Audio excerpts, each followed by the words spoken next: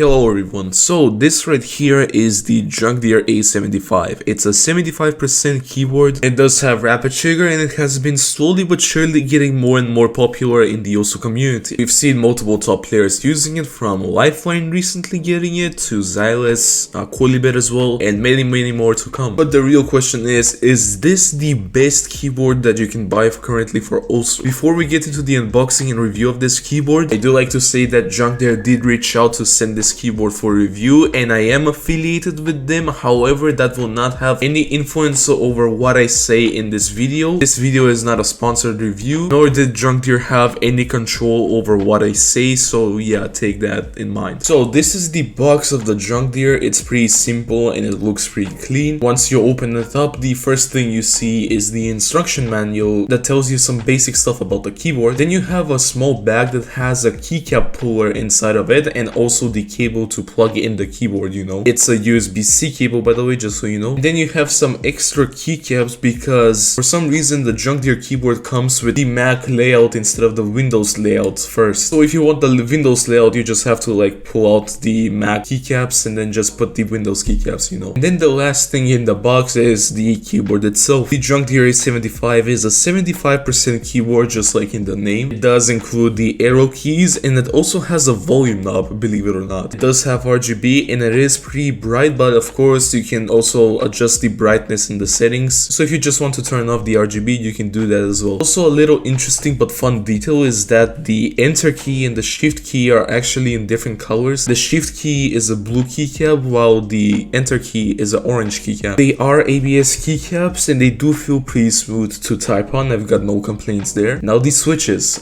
these are really interesting to talk about. So these switches are made by a company by the name of Raesha, I think that's how you pronounce it. And let's just say that they're a little different to the normal magnetic switch that you get with, let's just say, something like a Wooting. A normal magnetic switch would usually look something like this. So in the middle you would have the magnet itself that is pretty big with two stems on the side. However, on the DrunkDeer switches, the stem is in the middle, and you see that little metal part that I'm showing you right now on screen? That's the magnet, surprisingly enough. And although it's small, it's actually pretty good. The whole keyboard comes pre-lubed and it sounds really good. In my opinion, it may sound even better than the Wooting. Again, that's personal taste. I'll leave that up to you. Here is the sound test of the DrunkDeer keyboard.